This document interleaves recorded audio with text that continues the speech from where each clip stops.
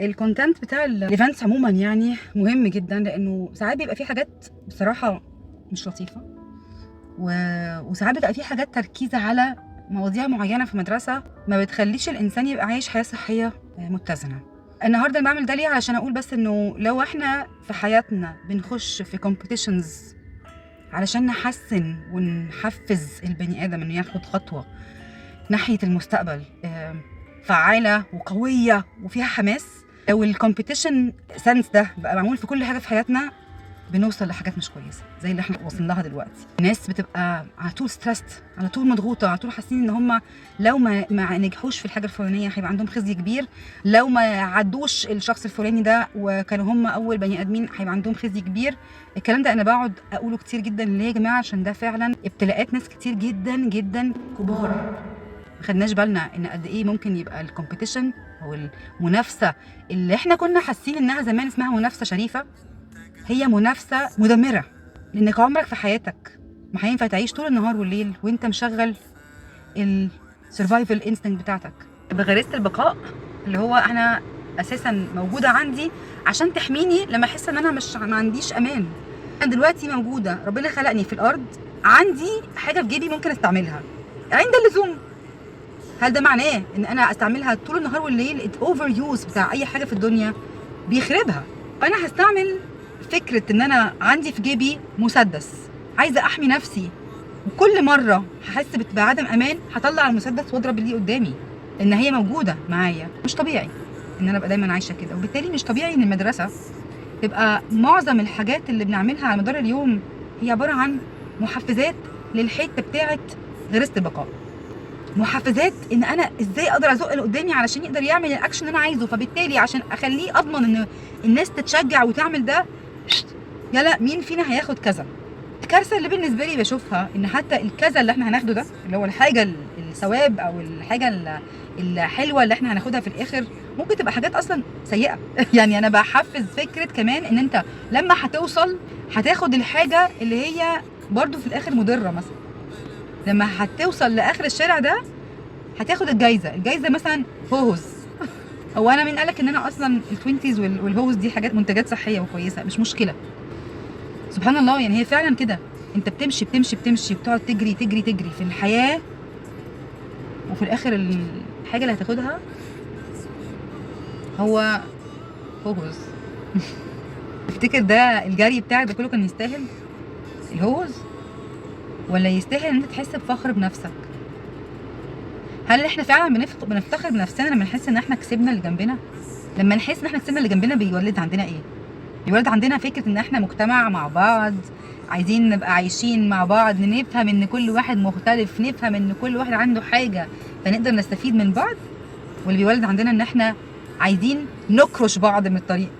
كل واحد فينا عنده مكان واحد بس، هو ده المكان الوحيد اللي هينفع يقبل ان هو حد يقعد فيه، فبالتالي لو مفيش حد حواليا انا هستمتع. انا الوحيد اللي هيبقى قاعد هنا مقدر، الناس مقدراني، الناس هتستنى جنبي وحواليا عشان انا الوينر، انا نمبر 1. انا للاسف المدارس بتشجع فكره نمبر 1. كنت اتمنى ان المدارس تفهم انه نمبر 1 ده ما بيوصلش في الاخر الانسان للهدف الاسمى اللي المفروض ان هو يتربى عليه او يعني يفكر فيه في وقت التامل، وقت ان احنا نبقى عارفين انه احنا دنيتنا مش دايمه، وانه كده ولا كده احنا ماشيين، فعشان نقدر نعيشها واحنا ماشي حالنا ومبسوطين كمان في نفس الوقت، وعشان نقدر نمشي منها واحنا برضو ستيل مبسوطين وعايشين لما بعد مشينا في امان وفي سلام واحنا سعداء، لازم يتزرع حاجات معينه واحنا عايشين. وخصوصا الاطفال الصغيرين محتاجين يفهموا انه مش دي الحياه. هو احنا فعلا بنحفز ايه عند الاولاد، وبنحفز ايه عشان ايه؟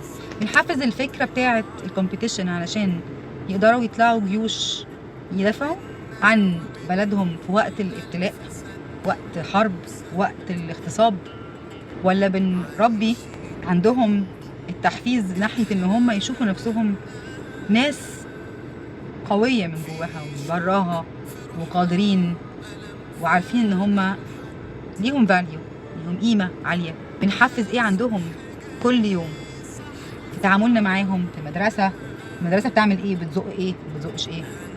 وكل ده رايح في انهي طريق؟ رايح في الطريق بتاع ان انا عايز اشوف حياتي دي عامله ازاي، وعايز اشوف بعد حياتي هتبقى فيها ايه، ولا بس ببص تحت رجليا. غالبا تربيتنا وتعليمنا في المدارس وحياتنا اليوميه في الشغل بتساعد اكتر ان احنا نشوف الضغطه، واحساسي باني على طول مقارن، واني على طول لازم ابقى واخد ستار على قورتي علشان الناس تبقى راضيه عني. فعلم النفس بيساعدنا ان احنا نفهم اثار الموضوع ده السلبيه ايه، وان قد ايه الانسان لما بيكبر وبيعيش حياته كلها عمال بيجري بيجري بيجري ورا الستار اللي على قورته، بيتعب قوي. بيتعب قوي الجواز، وبيتعب قوي في حياته كبني ادم في وسط صحابه، بيتعب مع الناس كلها، لانه على طول مضغوط انه عايز يبقى كفايه، عايز يبقى جود انف، عايز يبقى حاسس ان هو محتاج كمان. ده ساعات بيخش في مواقف يبقى عايز يخش في تشالنج علشان يحس ان هو جود انف.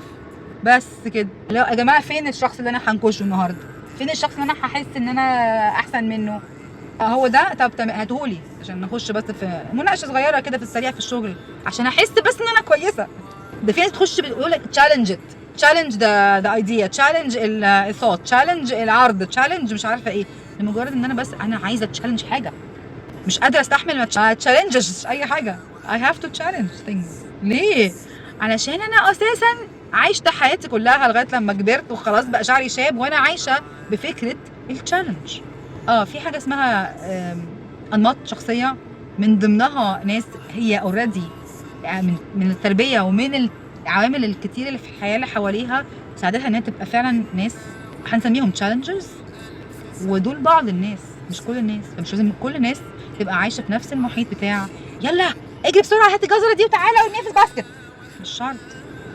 اجري بسرعه واخد قطمه وتفاحه هناك في اخر الشارع. مش شرط، لان في الاخر كله بيجري ورا الهوهوز اللي هو اصلا مش مفيد.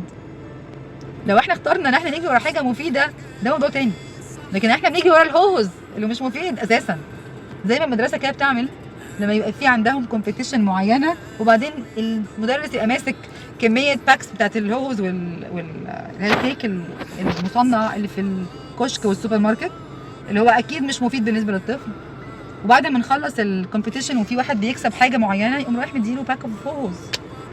يعني معقوله اكون انا ضحيت بصحابي وبعلاقتي مع نفسي السويه، وبعلاقتي مع نفسي والناس اللي حواليا، وعلاقتي باحساسي ان انا انسانه قويه عشان الرايمنج، وفي الاخر اخد هوز؟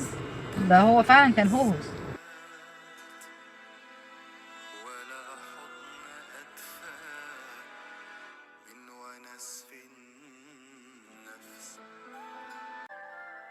ولا صحبة أحلى من تجلي الذات، ولا حضن أدفى من ونس في النفس. ساب القمر طيو على بابي، نور لي كل اللي طفاه الأمس. أنا وحدي جايز بس مني كتير، حلمين بعالم فيه قلوب تتحس، عايشين بنلضم جرحنا واحنا في شوك في روحنا، ألم فاق الحد. يا صبح جاي صحي في عيوننا، هنعدي يومنا لو يدوب عالقد. ننادي تاني بس مين سامع، ولا صحبة أحلى من تجلي الذات، ولا صحبة أحلى من تجلي